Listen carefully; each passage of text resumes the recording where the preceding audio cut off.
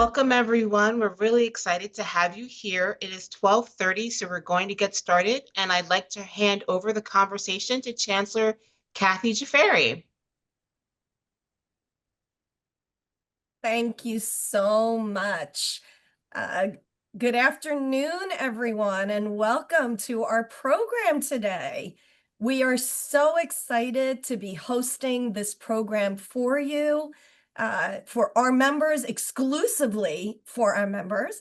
I had an opportunity to hear from our incredible speaker recently, and we thought we had to bring her to the membership of the Philadelphia Bar Association. So with that, I'd love to go ahead and get started, and I'm going to do that by introducing our speaker today, Kathryn Ott Lovell. She is the president and CEO of the Philadelphia Visitor Center, which welcomed over 1.4 million visitors last year. Kathryn has convened the Historic District Partners, a coalition of more than 30 historical and cultural institutions, to work together to increase visitation and resources to all of the wonderful places in Philadelphia, including from the Independence National Historic Park and America's most historic square mile. And I have to say, Kathryn, I want to do a shout out and a huge thank you, a personal thank you to you as a resident of Center City and someone who works in Center City. I cannot tell you how thrilled I am to see all that the Visitor Center has been doing for our city. So thank you for that personally.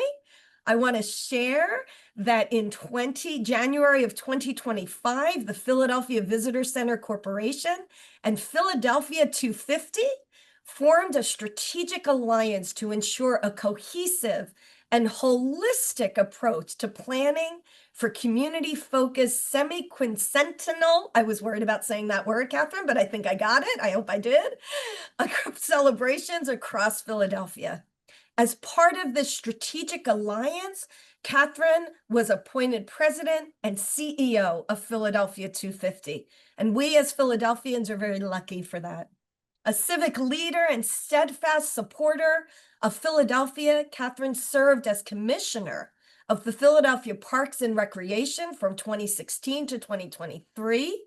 And prior to joining the Philadelphia Parks and Recreation, Kathryn served as executive director of the Fairmount Park Conservancy, which she elevated the organization's profile and ushered in a dramatic shift in its strategic vision, building a host of new programs, executing high-profile projects, and securing funding from an array of local and national funders, which I know is not an easy task. I'm proud to say she is an active member of organizations like the Forum of Executive Women, for which I am involved with as well. So always a pleasure to working with and seeing a fellow member, and also so many of her high-profile important positions, like with the National Park and Recreation Association, Parkway Council, and the Philadelphia Convention and Visitors Bureau. Kathryn, thank you so much for being with us today and sharing with us what's happening in Philadelphia 2026. Over to you. Thanks so much, Kath, and thank you to everybody for joining this webinar today. Thank you to Kathy and everybody at the Bar Association for inviting me. I can see the attendees joining in the participant list, and it's nice to see some familiar names here, including one of my board members, Lori Kavulich. Hi, Lori. I don't know if I'm missing anyone else, but just really grateful to everybody for taking time out of your day to hear what's happening in 2026, because it is a big year for Philadelphia. It's as big as we've seen in quite some time, certainly in the last 50 years. And there's so much happening behind the scenes. There's such a high level of collaboration and coordination happening. There's so much that's happened even over the last year. It's going to be a really exciting year. It's an ambitious year. It's going to be complicated at a lot of levels, but I'm trying to do as many of these presentations as I can. Really grateful to Kathy for seeing me give this presentation somewhere else and inviting me because I find that as Philadelphians, I'm a lifelong Philadelphian, we are a little cynical or skeptical about things that we're not completely sure of. Even when we are completely sure of them, we're still a little cynical and skeptical. So the more information we can provide people about what's coming and the more excitement that we can generate, the better year it's going to be for everybody, for residents and visitors alike. So I'm starting with this initial slide. This is the official badge of Philadelphia 2026. You were close, Kath. It's the Semiquincentennial. It literally means half of 500. So if you think of it that way, it's a little easier to remember. Semiquincentennial. Visit Philadelphia, who are our great partners in the tourism community. They are the official marketing organization for the city, and for 2026, they have created this badge, and you can actually customize this badge on the Visit Philly website at visitphilly.com/2026. There are over 100 icons that you can put into this badge and create your own graphic badge for 2026. You can post that on your social media networks. Do whatever you want with it. But it's a really fun way to give everybody a chance to customize their own 250 experience and what they're excited about. So Kathryn, we can do one for the Bar Association. You can do one for the Bar Association, absolutely. And we expect you to. So this slide just gives everyone, and Kath, just tell me, is the slide changing? I'm never convinced. Okay, good. Yes, it looks fabulous. Thank you. So this just gives everyone a sense of all the cooks in the kitchen, as I like to call it. There are a whole lot happening behind the scenes, as I mentioned. If you start with the very bottom of this slide, you'll see there's these national organizations. America 250 is a national commission that was actually created under the Biden administration. The head of America 250 is a woman named Rosie Rios, and she is leading events and programs across the country. She's working really closely with the state organizations, but they are, they're really executing things at the federal level. And then the White House also introduced Task Force 250, which is, as my understanding, working pretty closely with America 250. To be honest, we don't work too much with either federal group, but we do work really closely at the state with the state group America 250 PA. That's run by a woman named Cassandra Coleman.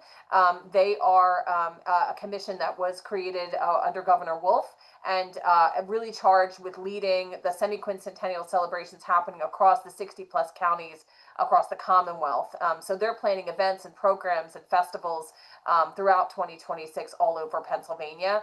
And then on the far left, you have our local folks. This is our small but mighty team. We have the mayor's office, of course, the mayor's 2026 director, our city representative as well. The 2026 director is Michael Numis. Our city representative is Giselle Jones. They're really leading this on behalf of the mayor's office. We have the visitor center, as Kathy mentioned, which recently took over leadership of Philadelphia 250. And then we have a coalition of partners that we work with on a week-by-week basis. I wanted to show this slide.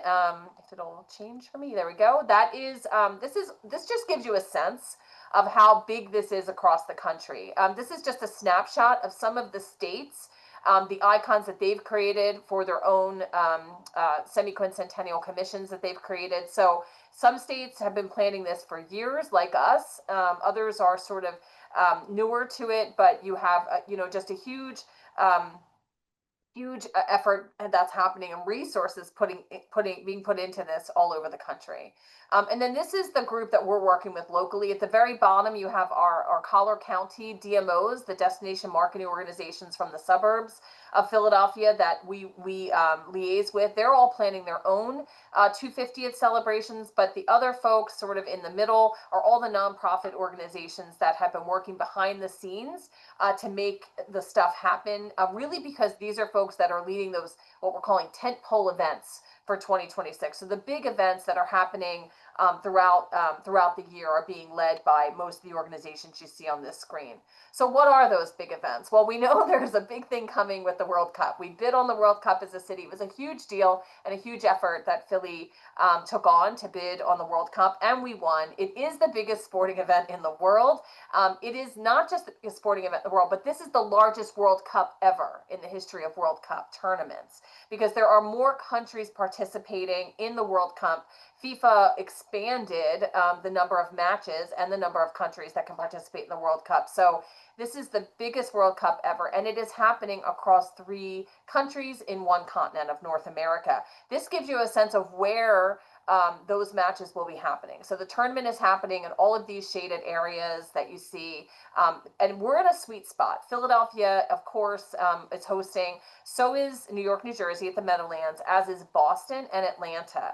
And for folks that are coming here from internationally, this is pretty navigable, right? People don't just usually come to one city. They like to travel and experience different World Cup cities. So this is a pretty easy route for folks who want to get to multiple World Cup sites while they're visiting. But this is what's happening in Philly. So we will know what countries are coming here for the World Cup in December. That's when the draw happens, and we'll have a sense of who's coming. The tournament itself lasts 40 days. Philadelphia's matches will run from June 14th to July 4th. Yes, there will be a match at the link on the 4th of July in 26. And then the final will be held at the Meadowlands. That's also good for us because, we will definitely receive some of that traffic and visitation based on that final match being so close to us. And Kathryn, yes. Can you just go back 1 second? So for Philadelphia, even though it says FIFA World Cup 26, June 11th to the July 19th, we are June 14 to July what? 4th. Got June 14th to July 4th. However, in just a second, you'll hear what else we're doing. Of course. This is just an economic impact slide that I think is really important. The Philadelphia Soccer, the organization that is running the World Cup here in Philly in close collaboration with the city, did engage eConsult to do an economic impact study. This is just a snapshot of some of those economic impact numbers of having a World Cup site here in Philadelphia. This is the Fan Festival site. This is just a rendering of what the Fan Festival site will look like up at Lemon Hill. Lemon Hill is in Fairmount Park. It is just across from Boathouse Row. There's a historic house up there, nestled right between Boathouse Row, Brewery Town, and Fairmount, those 3 neighborhoods. And it will be a festival, a massive festival for 20,000 people a day for 40 days, 39 days, right? So while there will only be 6 matches here in Philadelphia, our fan festival, and there's always a fan festival for the World Cup in whatever city it's in. There's the fan festival's a huge part of the World Cup experience in cities. It's literally the fan experience. All of the matches will be shown on giant screens, on stages at our fan festival throughout the World Cup tournament. In addition, there will be musical performances and activations, brand activations, food and beverage, just a massive experience that's going to happen all 39 days of the World Cup. And Philadelphia has the largest fan festival experience of any other World Cup city. So very big deal for us. Another great thing is that to mention is that as part of FIFA's legacy work, what legacy they're leaving behind, and Philadelphia Soccer's legacy that they're leaving behind in Philadelphia as a result of being a host city, they're investing over $10 million into Lemon Hill to basically transform the site post Fan Festival to really create a beautiful and highly elevated picnic site, much better than what's there now, which will include new pavilions, new picnic sites, a new playground, new sidewalks. All of that will happen as a result of this legacy project that Philadelphia Soccer and FIFA are making in this space. So a great lead behind for the World Cup as well. In addition to the World Cup, so that's happening, big deal. They estimate, for the World Cup that about 500,000 people will come to Philadelphia just for the World Cup. 70% of those folks will not have tickets for any matches. So people are just coming to experience a World Cup city, and they will do that at Fan Festival. Some of them will do that as volunteers for the World Cup. And they'll experience everything else I'm about to show you that's happening in Philadelphia around that time. Major League Baseball is coming just a few weeks after the World Cup packs up and leaves. Major League Baseball All-Star Game will descend on Philadelphia. Those activations will, of course, happen down at the ballpark, down at Citizens Bank Park, but also in the historic district. There will be some activities and events that happen here. And then the MLB will have their own fan experience in the convention center. Also in May, just before the World Cup, there will be the PGA Championship at Aronimink. Huge deal, again, for Philadelphia. If we only had the PGA Championship happening in Aronimink, it would be a big year for us, because the Aronimink in Philadelphia has not hosted the PGA Championship in many years. At Aronimink, it hasn't been there in about 40 years. So a huge deal for that course that's just about 30 minutes outside of Philadelphia. And that will draw tens of thousands of people to come see this sporting event. And then we're also hosting in March the first and second rounds of March Madness. So that'll be a really great event that'll happen down at the sports complex as well. And then, of course, Welcome America. We have done 4th of July right in Philadelphia for decades. Welcome America, as you all know, runs here in Philadelphia from June 19th through July 4th. It is an amazing festival that is really a hallmark for the city, and already is a huge tourism driver. And as we know, the big concert on the Parkway draws hundreds of thousands of people, residents and visitors alike. Welcome America in 2026 will be supersized. I don't have the details yet.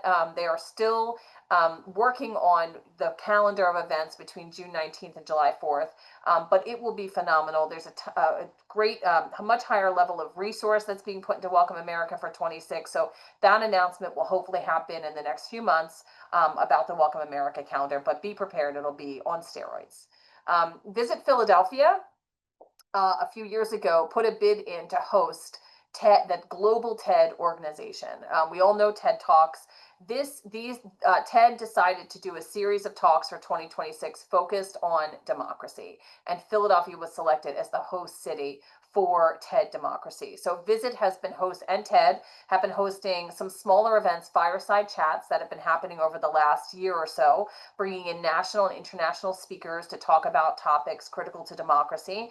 But there will be a day in June of 2026 when there's an international call for speakers for TED. Those speakers will be selected and they will speak here in Philadelphia in June of 26. And that will be really an opportunity to really lift up our global profile, as those talks will then be streamed all over the world, and really uplifting this conversation around democracy today.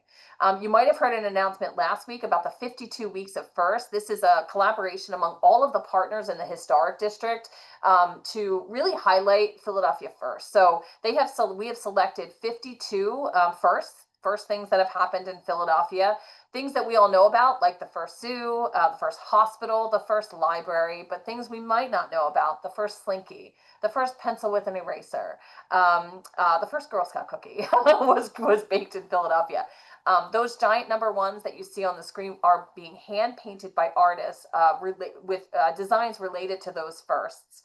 And every week of 2026, every Saturday, there will be a firstival, like a festival, and at these different locations throughout the city, announcing that week's first, with information living on Visit Philly's website, so that we can see what the first of the week is and celebrate those. And then those #1s will be out at those locations for the entire year for people to learn more about those firsts. Also in the Historic District, we will host a Red, White, and Blue to-do on July 2nd. July 2nd is the day that John Adams said we should be celebrating our independence, not July 4th. So we are making John Adams' dream come true in hosting a Red, White, and Blue to-do, which will be a wonderful festival parade that happens throughout the Historic District, really geared towards families and children. So all of the museums are open. There will be musical performances throughout the district, as well as a children's parade for our independence. A wonderful program that many of you are hopefully interested in is being led by Carpenter's Hall. It's called the Young People's Continental Congress. They've been hosting this program for the last 2 summers. It will culminate in 2026. It started with inviting 13 young people, high school students from 13 schools representing the 13 commonwealths, the 13 colonies of the country. And their teachers were brought to Philadelphia for a few days to meet and to talk about a lot of the same issues that were discussed at the very first Continental Congress, which was held at Carpenter's Hall. And so they'll be bringing a little over 30 students from 30 different states and their teachers to Philadelphia in 2026. The Bells Across PA is a similar program to, if you remember the donkeys for the DNC, these are large fiberglass bells that will be spread across 22 locations throughout the city, mainly in neighborhoods, at parks, at libraries, that will be painted just like those ones that I talked about by local artists to represent the hopes and the dreams and the traditions of each of those neighborhoods. The First Bank is reopening. The First Bank, like not like a brand like First Trust, but the actual First Bank. The house that Hamilton built will be reopening for the first time in about 40 years. The National Park Service has invested, along with the Independence Historical Trust, over $20 million to renovate and reopen the First Bank. And it is exquisite. I recently got a behind the scenes hard hat tour, and it is going to be absolutely phenomenal to have this amazing historical asset reopened for the public to see. That'll reopen in June of 26. Kathryn, I'm Just- jealous. I'm jealous you got the behind the scenes. Just the thought of having that open. Yeah, it's incredible. Yeah, it's really amazing. It's heartbreaking that it's been closed for so long, but just was, so many issues with the building that it just wasn't possible to keep it open. So it is, yeah, it's going to be a huge tourist attraction in the historic district for sure. The Museum of the American Revolution just 2 weeks ago, actually, yeah, about 10 days ago, just opened this exhibition that will be there throughout 2026. It's called The Declaration's Journey. Has some really amazing artifacts around the Declaration of Independence and the signing of the Declaration, but it really tells the story of the Declaration's impact on modern democracies around the world. So I really encourage everyone to go check that out. It's an absolutely amazing exhibition. Hopefully you've all heard about this exhibition that's happening at PAFA and the Philadelphia Art Museum. I have to get used to saying that. It's called A Nation of Artists. It's a really incredible exhibit around American art, but the majority of it will be a collection from the Middleton family that they're showing in public for the first time at these two locations. So will certainly be a massive draw for folks that want to come see American art. The National Constitution Center is opening 2 new galleries for 26, one around the Bill of Rights and one based on the separation of powers.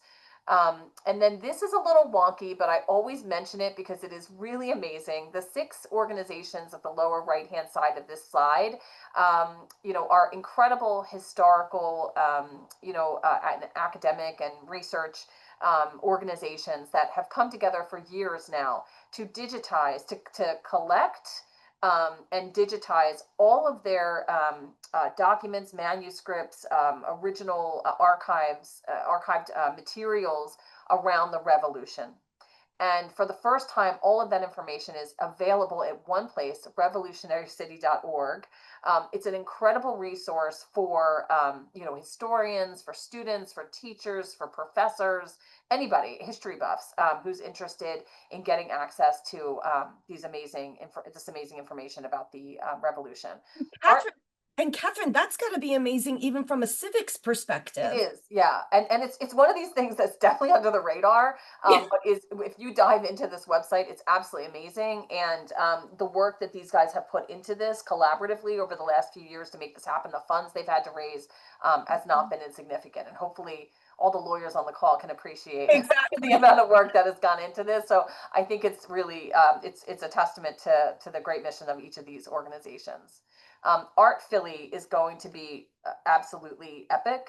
This is going to be a multi-week arts festival for the first time happening in Philadelphia. It's based on a similar festival that happens in, I believe, California called Pacific Standard Time.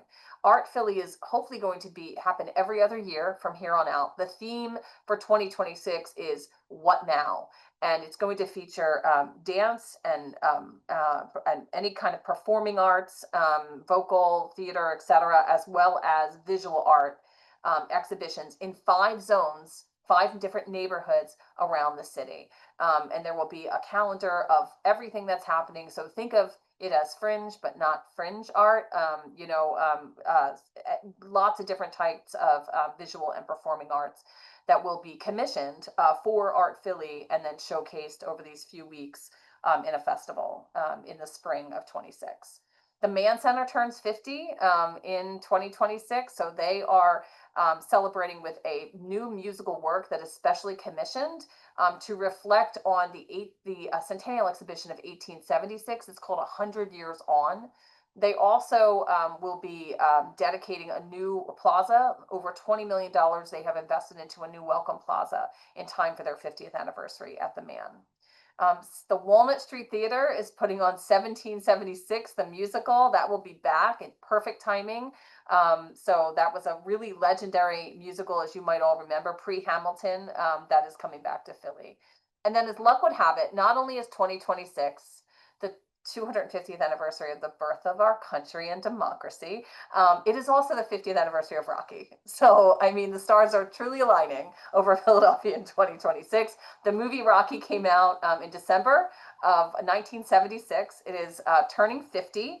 And Sylvester Stallone is really excited about this. His memoir, which is called The Steps, is also coming out in May of 26. The Art Museum is doing a special exhibition, which they haven't announced yet, but is coming in the spring of 26, that will feature Rocky, artworks that are reflective of the themes of the Rocky films, but also over 100 artworks tracing back 2,500 years of boxing and the history of boxing as it is reflected in famous artworks from around the country. So a really cool exhibition that is coming. But guys, there will just be so much Rocky all throughout 2026. I think not just here in Philly, but nationally. There's talk of MGM and Amazon re-releasing the films. There's talk of some sort of national fan experience. So it'll be a big year for all things Rocky in 26. And then, for everything that I mentioned, of course, we as residents will enjoy this. We'll have leisure travelers who come to enjoy this. We'll have all of the folks coming to attend the sporting events. The CVB has been out there selling Philadelphia for a decade for 2026, and they are hosting over 20 citywide conventions. So these are big, big conventions that where we will see people across the city. The mathematicians are coming. The Fields Medal will be given out in Philadelphia. The National Parks and Rec Association conference is coming. 15,000 Parks and Rec employees will descend on Philadelphia. So that's just a few of the many conventions that are coming. So we know that the celebrations will happen in the historic district. We know on the Parkway. We know certainly the sports complex.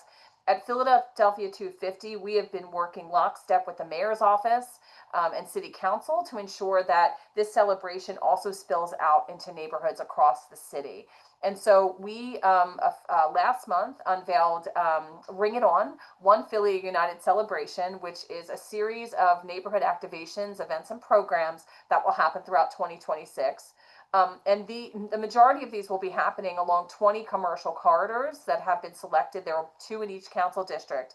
And along those commercial corridors, we will be doing first activations, which is looking at events that already happen on these commercial corridors that drive foot traffic or build brand visibility for the businesses along those corridors, and thinking about how we can amplify those events for 26. So meeting with those community stewards that lead those events and talking to them about how we can make those events bigger and better for 26. And on corridors where there isn't an existing program or an event that drives that foot traffic and builds that visibility, we're going to help create new ones. We're also on those same corridors. We've done an audit of those corridors to look for ways that we can beautify them in advance of 26. So really bringing similar interventions that we see every day in Center City, large planters and banners and benches and bike racks, and bring them out to those 20 commercial corridors. This is millions of dollars of investments that will be made across these 20 corridors, including, as you see here, banners and planters, but also commemorative benches that will have a 250 mark in them that will remain on those corridors for years to come. And then the celebration are those bells that I talked about. Many of those bells will be going along these commercial corridors to create a treasure map of the bells across PA throughout neighborhoods. A really fun event that we're also planning in partnership with the Streets Department and many other city agencies is taking the traditional block party in Philadelphia that is beloved. I know growing up here as a kid, Block Party Day was the best day of the year in Philly. You close off the block and everybody cooks out, and there's games and there's a DJ, and it's just a wonderful celebration of your block and your community. The Streets Department still gets thousands of block party applications every year. And so what we decided to do was to bring the party to where the people are, right? People are welcome to come and party all over the city in 26, but we decided that we would take identify 250 of those block parties and 2026ify them. So we're creating these life, liberty, and happiness kits that we will hand deliver to the block party. The life kit will be everything you need to support healthy living and a better civic life. So it be cleaning and greening supplies for the community, books on democracy for young people, voter registration packets, things that you can contribute to healthy living. And then the Liberty Kit will be everything people need to decorate their block for 26, your flags and your bunting and your pinwheels. And then the Happiness Kit is all the fun stuff for the kids. So that's your super soakers and your sidewalk chalk and donations from all our sports teams. And then every one of those blocks is going to get a $250 gift card from ShopRite to pay for their cookout. And then there's an amazing program that is held with the Streets Department's block captains called the Most Beautiful Block program, where every year 25 blocks compete for the most beautiful block. And they work all year to beautify their blocks and keep them beautiful for this contest, which is held in November. And there's a banquet where the winning block is announced. For those 25 block captains that organize those 25 blocks, we will be offering a super block party where we will handpick a DJ and inflatables and a treat truck to come to their block to help them celebrate 2026, in addition to getting the kits and the gift card. We're also doing a neighborhood tour series. So we know that people are going to be visiting Center City, and every day at the visitor center, we send people out, on the big bus tours or on the walking tours of the historic district. This is a chance for us to get people out to neighborhoods. So we are pairing professional tour guides with local community leaders to help curate and script and map tours of 20 different neighborhoods throughout the city. And they will leave on flash buses from Center City. Over the 20 weeks of tourism season, every week there will be a tour of a different neighborhood that is offered for free to residents and visitors. Kathryn, when is that time frame? You said it will likely be around Memorial Day through October. That's like the peak tourism season. Thank you. And probably throughout Fridays, Saturdays, and Sundays. Okay. Yeah. And then Kathy mentioned a little bit about this around the Forum of Executive Women. We also have a women's committee for the 250th, which is now about 275 women who have signed on and donated to be a part of this committee. This is really harkens back to women's committees that have been formed since 1876, when Elizabeth Duane Gillespie, who was Ben Franklin's great-granddaughter, wanted to have feature women's accomplishments at the Centennial Exhibition of 1876. She was told by the men running the Centennial Exhibition, no thank you, that she was not welcome to showcase the exhibits of women in the main exhibition hall of the fair. And so Elizabeth raised her own money, what would have been $800,000 in today's dollars, to host, to build the first women's pavilion in a World's Fair anywhere. And it was one of the most visited tourist attractions in 1876 at the Centennial Exhibition. It showcased the accomplishments of women in the arts, in science, in education, and it featured 74 patents that were received by women, for majority of which helped to make household chores easier. So this was mind-blowing for women in 1876. In 1926, a group of women came together to restore Strawberry Mansion in East Fairmount Park. And in 1976, a group of women came together for the bicentennial to restore Laurel Hill Mansion in East Fairmount Park. And so our committee has selected two legacy projects. One is a programmatic legacy, which is a women's entrepreneurship program that is being led by the Women's Opportunity Resource Center, WORC. And the second is a really exciting project to restore the historic Belmont Mansion in West Fairmount Park. The Belmont Mansion is the only mansion in the park that is stewarded by 3 generations of African-American women. It is also a site of the Underground Railroad. So there will be a huge capital project that we're planning and a campaign to help restore the Belmont Mansion. So really exciting opportunity to make a legacy investment in that amazing historic asset. Kathryn, I'm proud to say both I and our executive director, Christy Jones, have become members of that women's committee. Thank you guys, really appreciate that. We are still accepting members, so if anyone's interested, it's only $250 to join. It's a bargain. And we are looking for people to join and for as much support as we can get over the next 12 months. This slide, it shows you everything I just talked about and everything I didn't talk about, and trust me, there's a ton. I don't think there is one museum, cultural organization, attraction that is not doing something special for 2026. All of that information is going to be housed in one location. visitphilly.com/2026. There is a calendar there that will is searchable by date and by location. So this is where all of the information will be housed. It's your one-stop shop for everything 2026. The last thing I wanted to mention is because everybody always asks, how can I get involved? In April, we launched a new initiative called the Fan Ambassadors. And this is, really just an initiative to help scale our mission and reach at the visitor center. I realized early on to my time here 2 years ago that I wasn't going to be able to build a visitor center on every corner for 2026. It just wasn't going to be feasible. So how are we going to connect with all these visitors and ensure they have a great experience? Well, I started to think there's got to be other Philadelphians who, like me, have an irrational love for my city. And whether you live here or live in the suburbs or live, in another state or country, you can join the Fan Ambassadors. It's really just a way for us to harness the love and civic pride of Philadelphians and also build civic pride for Philadelphians. It's not about ignoring the issues of our city. I worked in city government for 8 years. I have a clear understanding of the issues of our city. There are amazing people trying to solve those issues, many on this call every single day. This is about loving your city in spite of those issues and believing in your city in spite of those issues. So what do you have to do? All you have to do is sign this pledge online. It's adorable. It's just, signing away your undying and eternal love for Philadelphia. And then once you sign that pledge, you're in our mix. So we will start to send you emails, free happy hours, lots of swag, lots of opportunities to get involved. You can stay there. You never have to get more involved. But if you want to, you can come to our Fam Camp, which is a boot camp for Philadelphia. It is super fun. We do it every other month. It's from 9 to 3:30. It sells out. So if you want to get to Fam Camp, you have to sign up as soon as it's announced.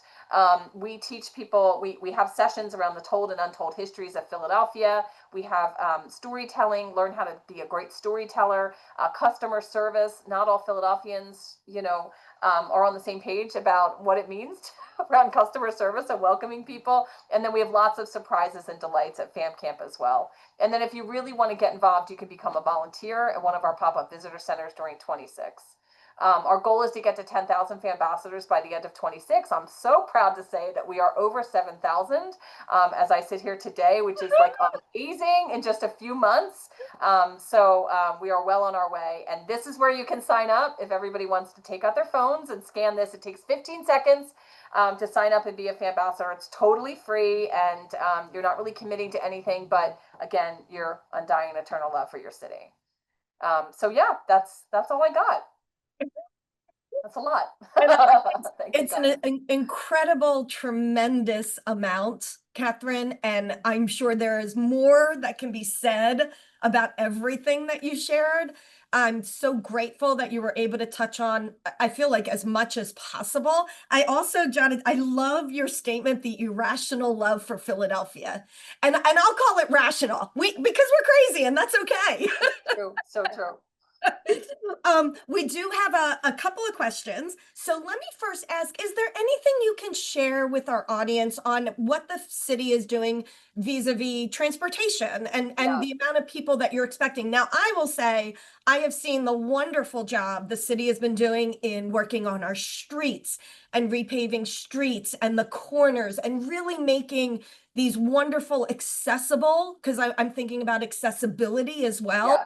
I mean, I'm watching it. There's times, Kathryn, I'm like, oh, now it's a little disruptive, but I will take all the disruption in the world because when it's done, I see the beauty that is being created. Absolutely. We've been living through it here. My office is at 6th and Market, and there's been a major program around accessibility and also Vision Zero and Complete Streets work along Market Street. And it's been tough.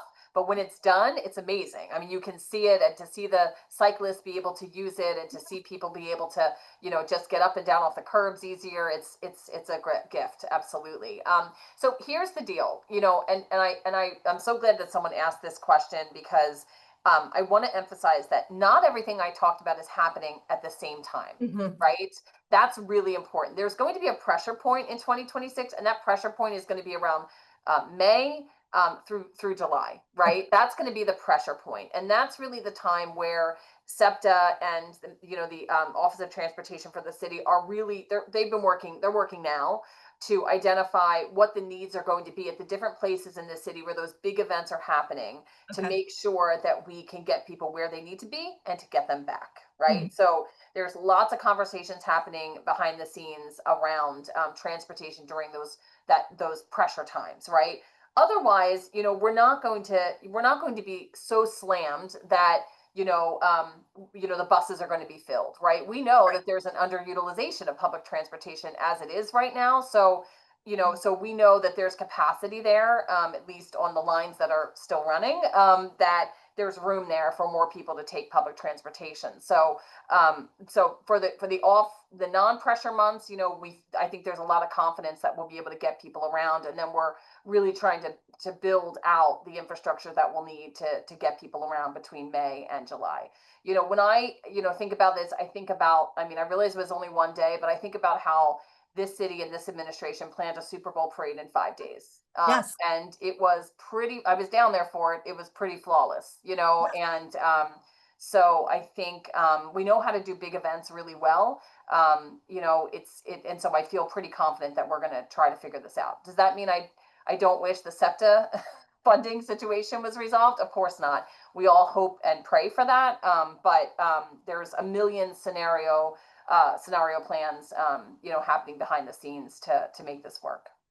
And Kathryn, I wholeheartedly appreciate the answer. And I, being a Center City resident, I believe that it will work out. Only because you already highlighted the fact of the Super Bowl parade, right, happening within 5 days, and and the number of people we're talking. What was it? It was 1.5 insane.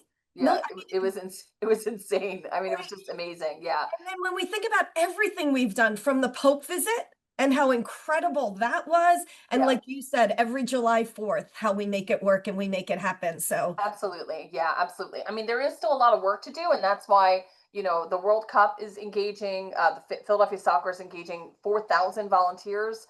The fan ambassadors, as I said, we have thousands of people who have signed on. We are training people up to be out there helping people. That is the best thing that we can possibly do, is that even if someone is frustrated about something, whether it's transportation or something else, at least there's going to be people around that are going to be able to talk to them and help them. And that's really that's what people are going to remember, right? They're going to remember how they felt and how they were treated when they were here. They're not going to remember if the bus was 5 minutes late. They're going to remember that. So that's really what we're trying to, really push and get people engaged with. love that so much. And we have a couple more questions, but for those in the audience, feel free, you can post your questions. I love that because that just reminds me of who we are, the brotherly love and sisterly affection, and that's going to be the feeling in the city. One thing I also want to highlight, I'm proud of the Philadelphia Bar Association. We did our spring quarterly on what's happening in 2026. And one thing that was reminded, and I think you've shared with your energy and excitement about everything that's happening, is we want residents to stay. Don't do your house as an I air. hear it so much. Oh, I'm going to Airbnb my house that week. Ain't no way I'm staying here for the 4th of July, or ain't no way I'm going to be here. And you're so right, Catholic. I think, people aren't going to want to miss this. This is a once in a generation opportunity to say, I was here when this happened. And honestly, the amount of coordination that's happening behind the scenes, and the amount of really inspiring work that's happening behind the scenes to lift up all these events. I mean, you're going to want to experience that. Go to these exhibitions. This is not just for tourists. This is not just for visitors. We hope the visitors come, but we want residents, coming in from the suburbs and coming in from, the exurbs, to experience all of these performances and exhibitions and experiences that are going to happen. And bring your families and encourage your families, especially families from out of town. Instead of Airbnb being your house, tell, Aunt Sue and Uncle Bob, to come on in and stay with you for a few days, and let's do Philly. Let's hop on regional rail and go do Philly, or let's go experience some of these things. That's what we want people to do, is to absolutely stay here and bring friends and family and say, get your guest rooms ready, right? This is it. I love the Let's Do Philly. Yeah. I absolutely love that. I cannot believe, Kathryn, how many not just things happening, but anniversaries happening. I know. I didn't even mention like a third of them. Like there's so much happening. African American Museum's turning 50. The Franklin Institute has a birthday. I mean, it's Gosh. just, yeah, it's really incredible. And I guess things coincide with big, centennial Sure, celebrations like sure. this. So yeah, there's so much happening and so many reasons to celebrate, so many reasons to get involved. And to be clear, there's so many people planning this. The Michael Delbane, who runs Welcome America, he and Nicole Allen on their team, Angela Val from Visit Philly, Greg Karen from the CVB, Michael Newmis and Giselle Jones from the city. There's such an amazing team of people that are working to pull all this stuff off every single day, and we are highly, highly coordinated. Cassandra Coleman at America250 PA, Joe Forkin down on the waterfront. We have a bi-weekly call of about 20 people, that we keep religiously. We're constantly coordinating with each other around all of these events and activations. Here in the Historic District, Amy Needle from Historic Philadelphia, Vince Stango from the Constitution Center, we're all just working lockstep to make all this happen. Amazing. And that's why we wanted to share all of this so that our members can see how much is being coordinated and how much is being thought about for purpose of the city. Is there a place, do you know, on one of those websites where we can actually get a list of even just the conventions so we know what's happening, or is that That's a not? great question. I don't know about the conventions, Okay. probably on the CVB's website when they post those. I'm not Okay. sure if that happens in January or when they post the upcoming conventions. Very helpful. And what about the 20 commercial corridors? Great question. That is not public yet. Oh, okay. That's okay Wow, too. that's a super sleuth on this call. It's not public yet, but will be soon. Neither are the Bell locations. The Bell locations aren't public yet. Yeah, it's a pretty clandestine operation on that front, but yeah, it'll happen soon. We want to sort of have everything ready before we present them. So yeah. Okay, no problem. And for the audience, I did not set this up, so that was perfect. Thank you, Kathryn. I also want to highlight we had one of our members, actually the president of Community Legal Services, Debbie Friedman, say that this CLS is turning 60. So we also have so many incredible legal association anniversaries and really wonderful things that the Bar Association is planning. So for all of our members, please stay tuned. As I'm sure you know, Kathryn, we are the oldest, we are the first and the oldest bar association in the country. So clearly we are going to make sure that we have a lot planned under our wonderful leadership of our chancellor-elect, who will be chancellor in 2026, Ezra Wergelernter. So we're really excited about being in communication with you and also just having the opportunity to learn about everything else that's happening. I guess we talked about transportation a little bit. How are we going to be able to support, and forgive me if you can't answer this, but support those in need around our communities? Is there a way that we will be doing additional efforts in order to help and service our homeless or those who really need the most and may feel unsupported in 2026? And my bet is we are going to support them, and I don't mean to put you on the spot, but if no, absolutely. I mean, there's conversations that happen every single day. I know, Project Home is in very, very close coordination with the Center City District, as well as John McNichol from the Pennsylvania Convention Center. So there's conversations that are happening, round the clock on those issues every day, because we don't want to just wait until 2026 to address those issues. And then certainly the Parker administration, with their housing initiatives and has such a strong emphasis on, on that issue of finding people homes. And making sure that we're doing everything we can to support people. So yeah, and we're also working closely with the police on all of these topics, and with Homeland Security around public safety, because those are lots of concerns around that with these really big events that are coming. So all of those conversations are happening behind the scenes and basically around the clock. Absolutely. I am sure, and I'm not surprised because conversations around Market East, because I'm sure that's something that folks are wondering about. So how do we activate and beautify Market East in advance of 26? Lots of conversations happening on that front too. And we have a close relationship with Project Home here at the Philadelphia Bar Association. And so we are sure that all of this is being discussed and cared for. Yeah, I have faith and trust in that.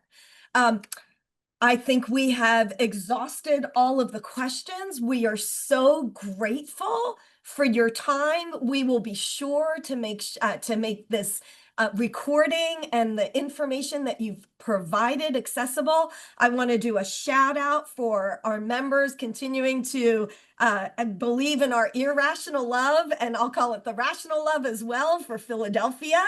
And I also want to put a shout out for the visitphilly.com/2026, where you can get all of the information. And please, those of you with us today, or those of you who can connect with your friends and your colleagues, become a FAMbassador and help. Ambassador.com. Yes, thank you. Ambassadors.com. Promote all that we're doing. And I want to echo, Kathryn, what you said. Stay in the city, be part of this. And what this once in a lifetime, it really is. I think you really hit the nail on the head. It's a once in a lifetime experience to watch all that you, your teams, your organizations are doing for our city. And I do want to extend a sincere gratitude. Oh, please. Yeah, it's such an honor. It's an honor. It's been so much fun.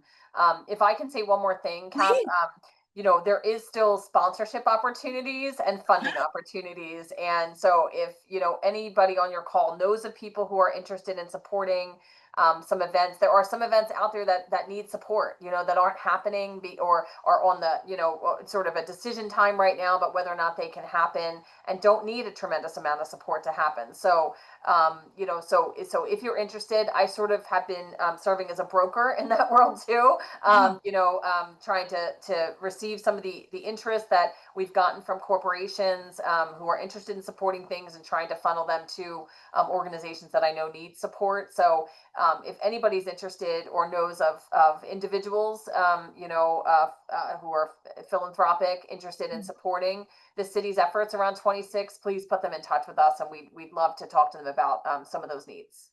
And Kathryn, we would love to maybe connect with you about that. If you have a list or a way that we can get the list so that we can share it with our membership. I'm proud of our over 9,000 members at the Philadelphia Bar Association and all of the organizations, like all of the law firms that are supportive of the association and the work that we do with our corporate clients. So we would love to see what's available.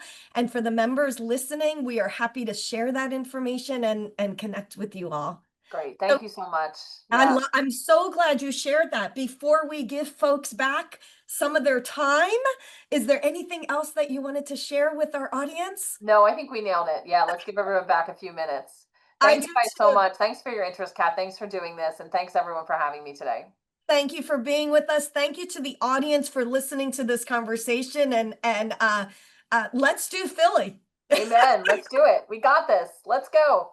Thanks, guys. See you. Bye, everyone. Bye. Bye. Thanks, Kat. Bye.